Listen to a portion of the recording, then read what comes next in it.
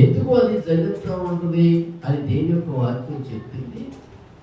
మీరు చాలా అపాయకరంలో ఉన్నారు, లేకపోతే ఒలివ చెట్లు పండ్లు కాయలు దులిపినట్లుగా దేవుడు ఒక రోజు నా చెట్టులో ఉన్న కాయలన్నీ దులిపారు.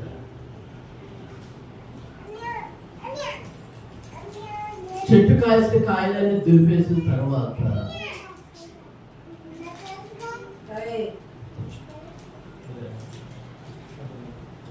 రాజేంద్రమ్మ కూర్చోమా. అరగ